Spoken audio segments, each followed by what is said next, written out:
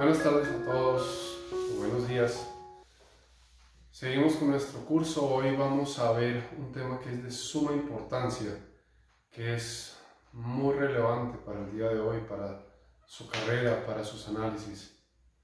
Y es, ¿qué pasa si yo quiero calcular una probabilidad, pero con información nueva?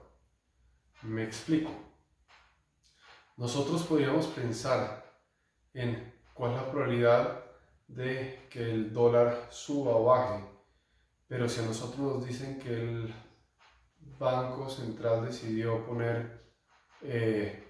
aumentar la tasa de interés, ¿con qué probabilidad va a subir la tasa representativa de mercado? ¿Con qué probabilidad va a bajar? ¿Qué pasa si la OPEP decide hacer un cambio en sus políticas de petróleo? ¿Qué va a pasar con la demanda y entonces eso cómo afecta la posibilidad de que la tasa representativa del mercado suba o baje? Es decir, ¿cómo se afecta la probabilidad de un evento con una información nueva? Ese va a ser nuestro tema de hoy. Es conceptualmente un poco demandante, pero vamos a tratar de hacerlo lo más fácil posible. Hoy vamos a desarrollar básicamente tres fórmulas, tres conceptos que si lo entendemos desde el principio va a ser fácil. Más tarde haremos ejercicios y veremos una técnica muy útil para hacer estos análisis de forma más sencilla. Entonces, vamos a empezar con nuestro tema, dándole el título y arrancando a armar nuestra historia. El tema de hoy se llama probabilidad condicional.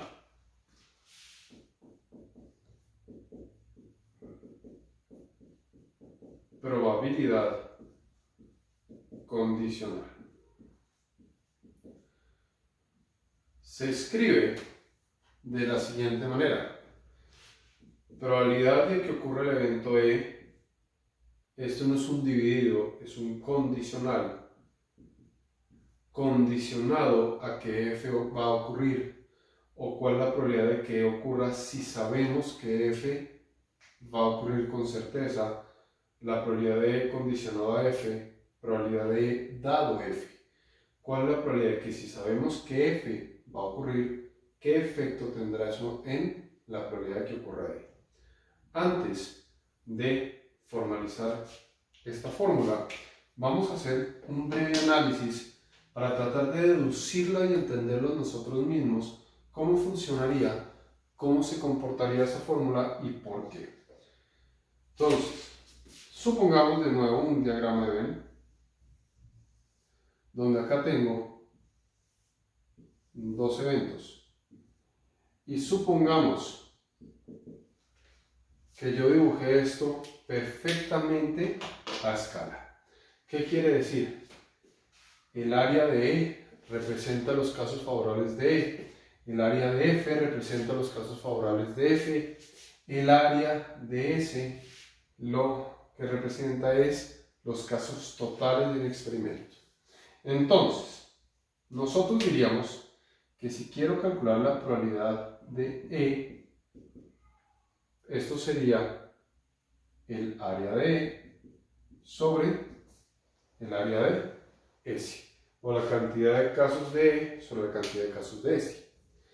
Nuestra pregunta es otra. Nuestra pregunta es, ¿cuál es la probabilidad de E dado F? Probabilidad de E dado F. Analicemos un momento eso que acabo de escribir. ¿Cuál es la probabilidad de que ocurra E si sabemos que va a ocurrir F? Si sabemos que va a ocurrir F, ¿puede ocurrir este punto? No, porque sabemos que F va a ocurrir. ¿Podría ocurrir este punto? No. ¿Podría ocurrir este punto? No, sabemos que F va a ocurrir. ¿Podría ocurrir este punto? Sí. Puede que no nos interese, pero es un posible punto dado que es cuando F ocurre. ¿Podría ocurrir este punto? Sí. ¿Qué quiere decir? Que bajo lo que acabo de escribir, mi espacio muestral está cambiando. Todo esto que queda por fuera de F, que vamos a marcar en un rojo, No puede ocurrir porque sabemos que va a ocurrir F. Eso quiere decir que mi nuevo espacio muestral es F. Como sabemos que F va a ocurrir, mi espacio muestral se reduce a solo este pedazo. La probabilidad de dónde puede ocurrir E, la ocurrencia de E, será solamente el pedacito de F donde ocurre E, es decir, esta área. Que esa área, sabemos ya, es la intersección de las dos. ¿Estamos de acuerdo? Pero esto es si pudiéramos hacer estos cálculos con áreas. Yo no tengo áreas. Yo tengo son probabilidades. Yo podría hacer una jugada y es dividir arriba y abajo por los casos totales de S. En el fondo, ¿qué estaría calculando en el numerador? La probabilidad de la intersección. ¿Y qué estaría calculando en el denominador? La probabilidad de F, que es quien nos está condicionando. Es decir, que la probabilidad de E condicionado a F o E dado F se define como la probabilidad de la intersección de los dos eventos sobre la probabilidad del evento que está condicionando. Eso que acabamos de hacer no es propiamente dicho una demostración, es una forma intuitiva de entender lo que estamos haciendo con nuestra fórmula. Va nuestra primera fórmula de hoy. La probabilidad de E dado F es igual a la probabilidad de la intersección sobre la probabilidad de F. Observen que de acá sale un producto alterno. Y es, más que un producto, un resultado alterno. Y es que de acá yo podría despejar la probabilidad de la intersección pasando a este lado como la probabilidad de E dado F por la probabilidad de F. Esto no es que sea una fórmula, es diferente. Dijimos que vamos a hacer 3. Este sale de acá, pero esto nos será útil más adelante.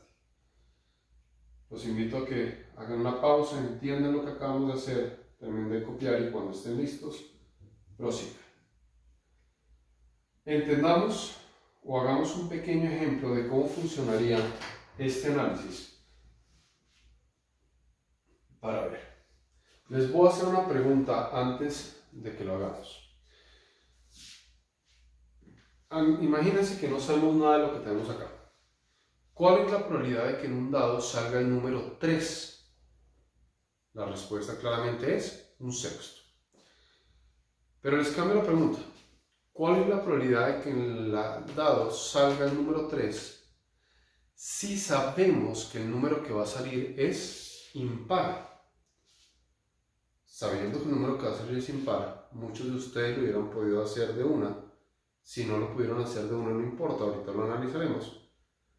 ¿Cuál es la probabilidad de que salga 3 si sabemos que va a salir impar? La respuesta va a ser un tercio, porque hay 3 impares, 1, 5 y 3. Y de ahí la probabilidad de que salga 3 es 1 sobre 3. Hagámoslo ahora de manera oficial. El ejemplo. ¿Cuál es la probabilidad de que el dado salga el número 3 si sabemos que el resultado va a ser impar? Muy bien. Entonces, siguiendo esta fórmula, y mi consejo siempre será no se salten este primer paso, planteemos la probabilidad de la intersección d igual a 3 intersección d es impar sobre la probabilidad de que el dado salga impar. Mucho cuidado una advertencia importantísima. Estas probabilidades se calculan sobre el espacio muestral original. Omitimos esta condición, lo hacemos sobre el espacio muestral sin condición. ¿Cómo haríamos esta solución? Dejemos acá la probabilidad de que el dado salga impar. ¿Cierto? Va la parte que suele ser más difícil. Entendamos que este es un ejemplo muy chiquito, este es un ejemplo bebé, es para intuir cómo funciona. ¿Cómo ocurre esta intersección? ¿De qué manera puedo llegar a que el dado salga 3 y que el dado salga impar a la vez? Antes de números, pensemos, la probabilidad de que el dado salga impar y 3 a la vez es precisamente cuando el dado sale 3. Porque de esa manera tengo impar y el dado sale 3 a la vez. Ahora sí analicemos. En el dado original, ¿cuál es la probabilidad de que el dado salga 3? Hay un solo 3 sobre un total de 6 resultados. ¿Cuál es la probabilidad de que el dado salga impar? Hay 3 números impares, 1, 3 y 5, de un total de 6. Fíjense que es la división la que cambia el espacio muestral. Y esto me da un tercio, lo cual intuitivamente ya habíamos hecho y a lo que ya habíamos llegado de forma analítica. Algunos de nosotros, otros puede que no, no importa. Este será un procedimiento clásico de probabilidad condicional. La parte más difícil será este asterisco, la que suele causar más problemas, que es tratar de entender cómo se cumple la intersección. Entiendan este ejercicio y cuando estén listos continúen. Me propongo seguir con la siguiente fórmula. Imaginemos ahora que estamos en otro análisis, otro tipo de análisis que me interesa. ¿De acuerdo? Hagamos el siguiente análisis. ¿Cuál es la probabilidad de que un hombre escoja una carrera científica? ¿De acuerdo? Me voy a inventar los datos. La probabilidad de que un hombre escoja una carrera científica sería así. Supongamos que es 70%. La probabilidad de que una mujer escoja una carrera científica, vamos a suponer que es un poco menor y es 60%, simplemente a manera de resultados, de el ejemplo. Ahora bien, la pregunta es, ¿cuál es la probabilidad de que una persona que viene a presentarse en la universidad escoja una carrera científica?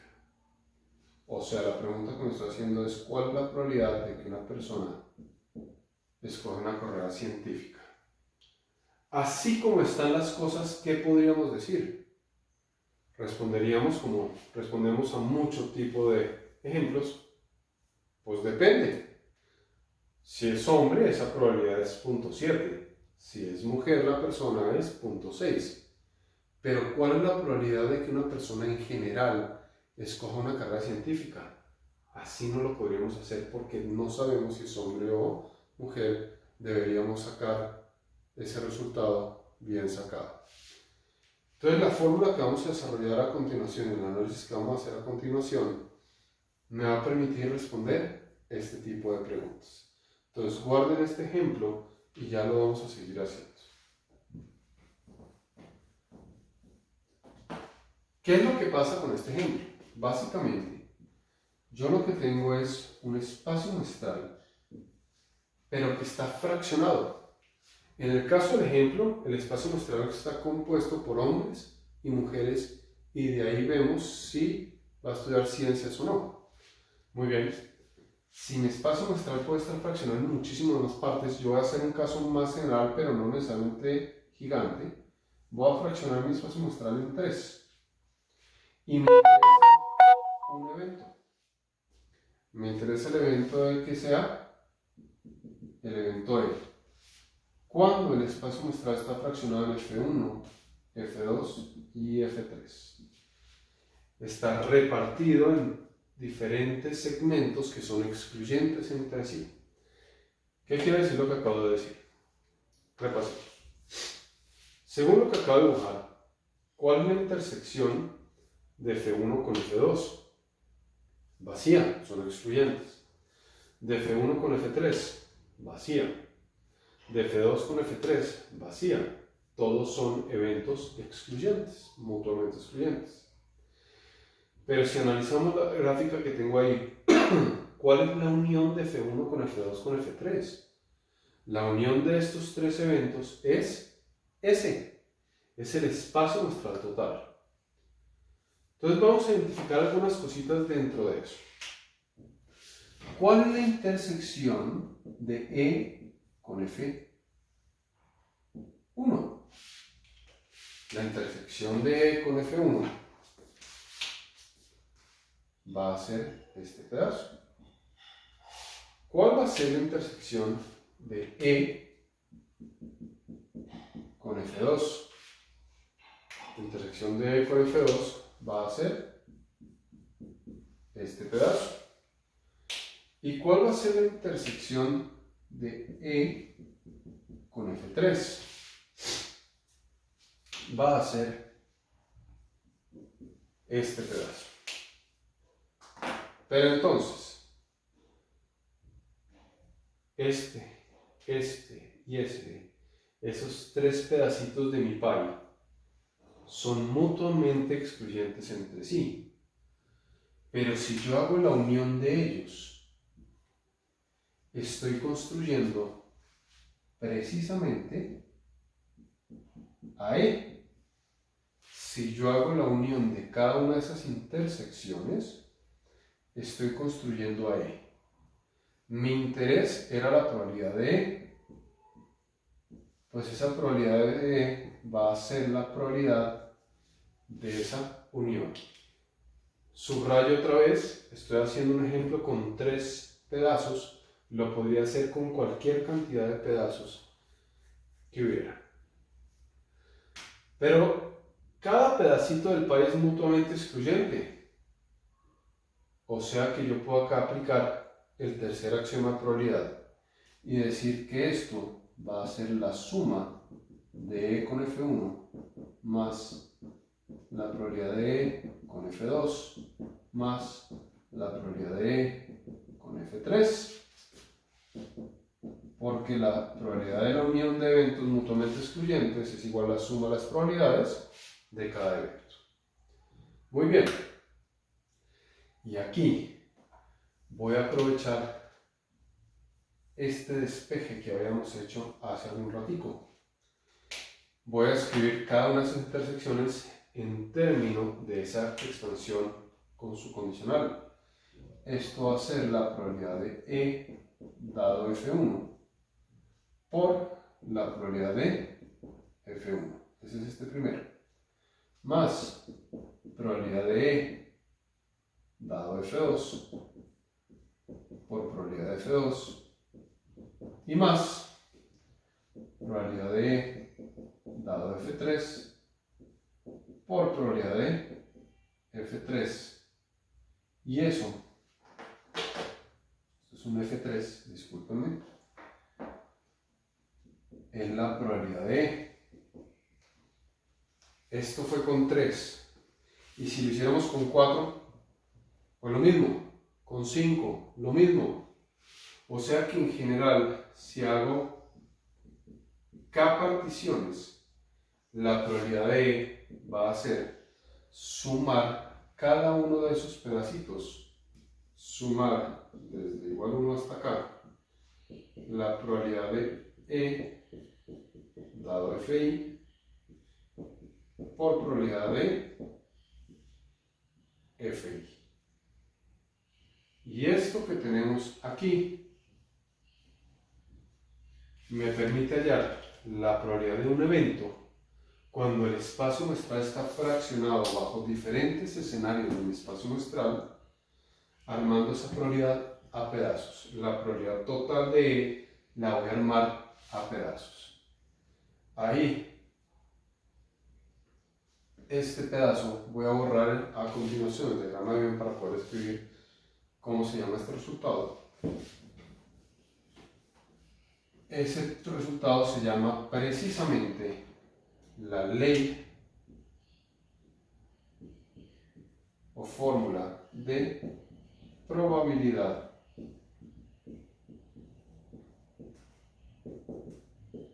total, porque estoy hallando la probabilidad total del evento a punta de pedacitos. Muy bien.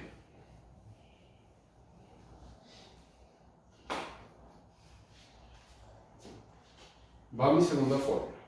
Volvamos a nuestro ejemplo que queríamos calcular. Queríamos la probabilidad de que alguien escoja una carrera científica. ¿Qué teníamos? La probabilidad de científica, dado que será hombre, habíamos inventado que fuera 0.7.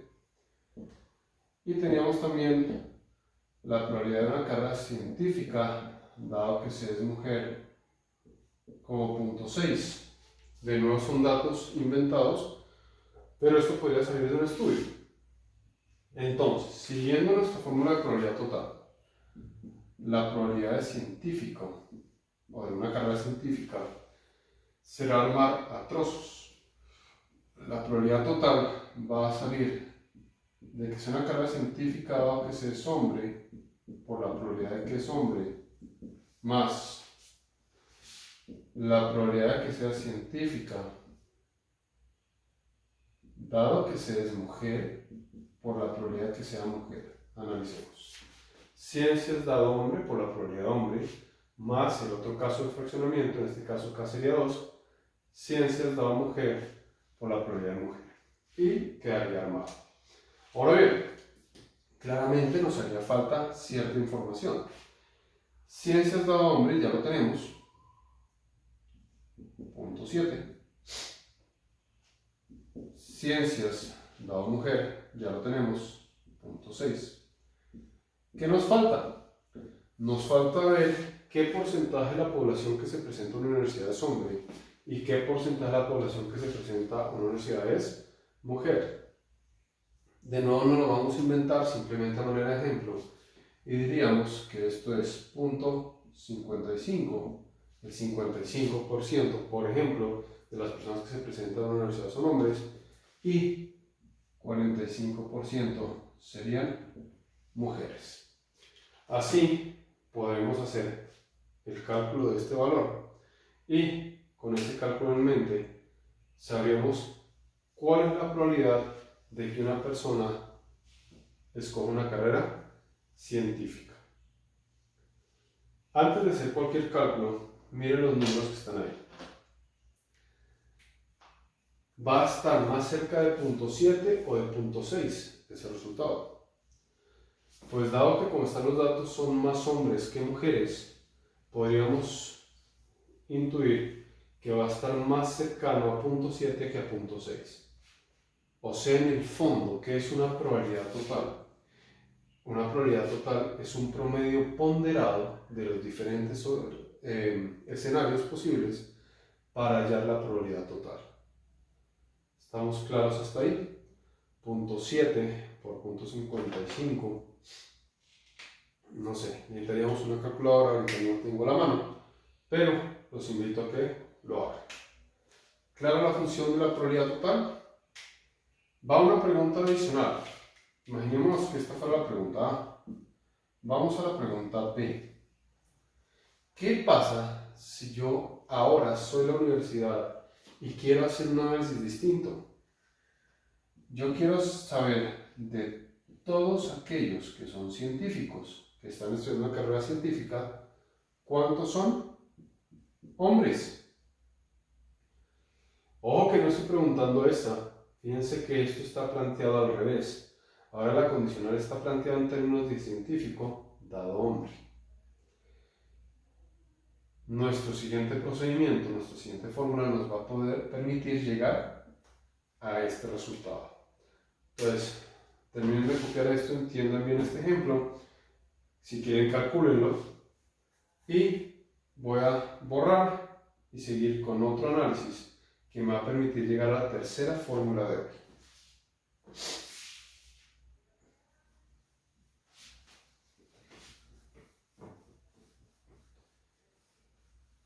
Entonces, volviendo a nuestro espacio muestral original, que teníamos algo así, lo pongo en pequeño.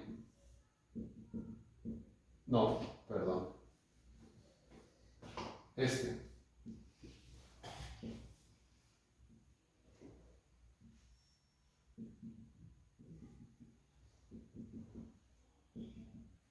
¿Qué pasa si ahora lo que yo quiero es no la probabilidad de, sino lo que yo quiero, como ahorita, es la probabilidad de uno de los casos, FI.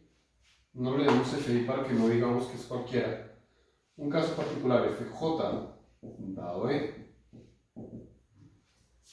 Voy a utilizar la probabilidad original. Esto es la probabilidad de la intersección, ahora quien va al denominador es E.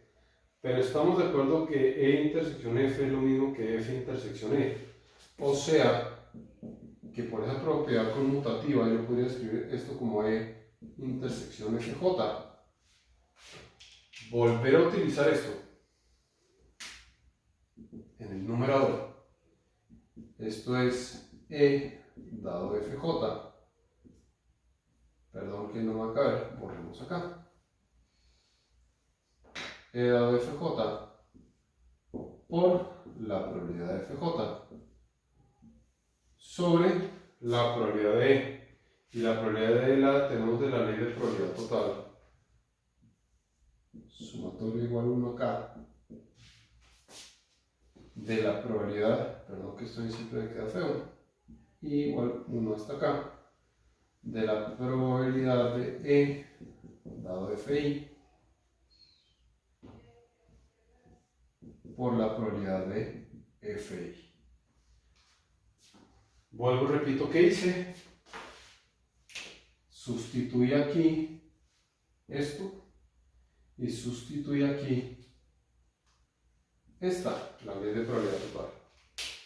Esa gran fórmula que aparece ahí, que la voy a poner acá oficialmente, probabilidad de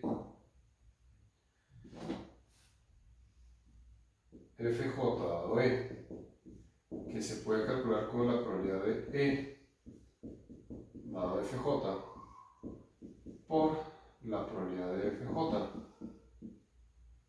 sobre la suma de igual 1 hasta acá de la probabilidad de E dado FI por la probabilidad de FI.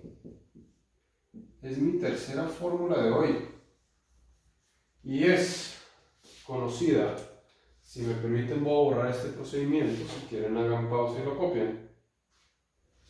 Esta fórmula es lo que se conoce como la ley o fórmula de Bayes. El señor Bayes fue quien hizo todo este análisis de probabilidad condicional y fue viendo cómo se actualizaban las probabilidades a medida que iban cambiando o iba apareciendo información. Fíjense que esto no es otra cosa sino el uso de este despeje y esto en una probabilidad condicional. Si entendieron eso, podemos terminar con nuestro ejemplo. La parte B decía, probabilidad de que sea hombre, dado que es científico. Usaríamos esto tal cual. Ciencias, dado hombre, por probabilidad de hombre. Fíjense que es tal cual lo que tenemos acá, invirtiendo esto. Sobre la probabilidad de ciencias, que ya la teníamos, pero lo voy a volver a escribir. Ciencia dado hombre, por probabilidad de hombre, más ciencia dado mujer, por probabilidad de mujer, que usando los valores que teníamos, ciencia hombre era 0.7 y 55% de la población era hombre, sobre lo mismo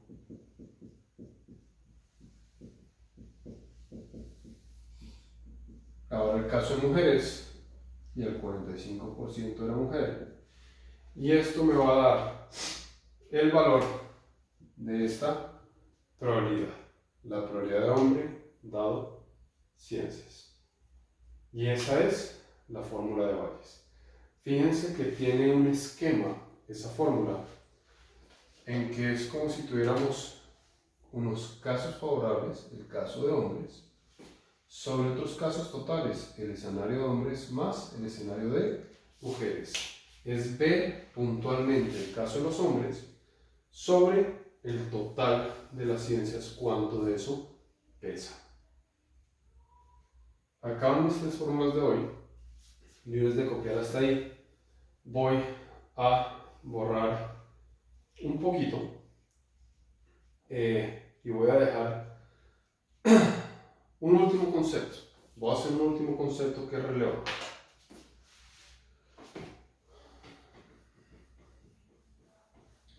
Voy a pasar este título de Bayes para abajo.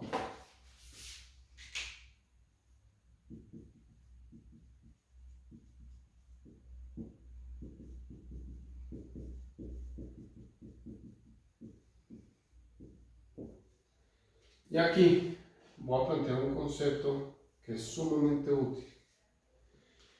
Y va a la siguiente pregunta. Imaginémonos que yo tenía estos tres marcadores para hacer la clase de hoy. Uno es negro, el otro es morado y el otro es azul. Y les digo que lo siguiente que voy a escribir, voy a escoger uno de estos marcadores al azar. ¿Cuál es la probabilidad de que lo escriba en azul? Pues 1 sobre 3. Pero va a la siguiente pregunta condicional. Cuidado, no piensen que me enloquecí. ¿Cuál es la probabilidad de que lo siguiente que voy a escribir lo haga en azul si sabemos que está lloviendo afuera? En efecto, muchos habrán pensado lo mismo, habrán dicho que tiene que ver, pues sigue siendo 1/3. Ojo que este es un concepto sumamente importante.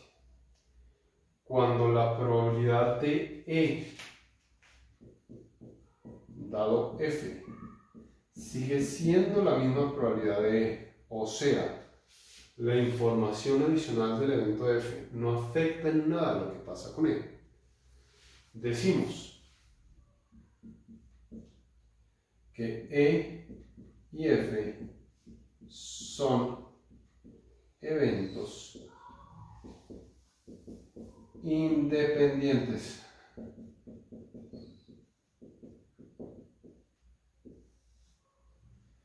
El concepto que estamos manejando ahorita es independencia estadística o independencia probabilística. Vuelvo y repito. Si E y F son eventos independientes, esto es porque la probabilidad de E dado F no cambió, sigue siendo la probabilidad de E. De paso, implicaría también que la probabilidad de F dado E también sigue siendo la probabilidad de F. O sea, la información adicional no hizo ningún cambio. Pero eso me lleva a algo que también es muy interesante. Siguiendo con esta fórmula que está acá, la probabilidad de E dado F la podríamos escribir así. La intersección sobre la probabilidad de F. Pero si son independientes, esto sigue siendo la probabilidad de E. O sea que si yo despejo la intersección,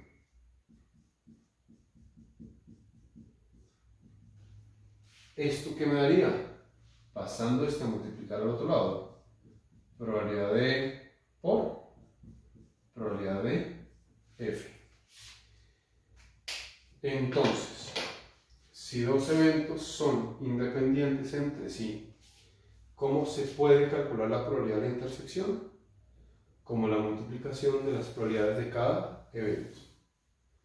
La única forma en que yo pueda multiplicar las probabilidades de dos eventos es porque estos eventos son independientes. Y eso será sumamente útil y será sumamente utilizado durante este curso, durante el próximo de estadística, donde se ven estos conceptos para poder construir más funciones y más cálculos. Esto que tenemos ahí en este tablero es el resumen de toda mi clase de probabilidad condicional, de toda la teoría. En clase nos veremos haciendo ejercicios de esto, pero acá están resumidas las tres fórmulas, un despeje y un concepto sumamente importante.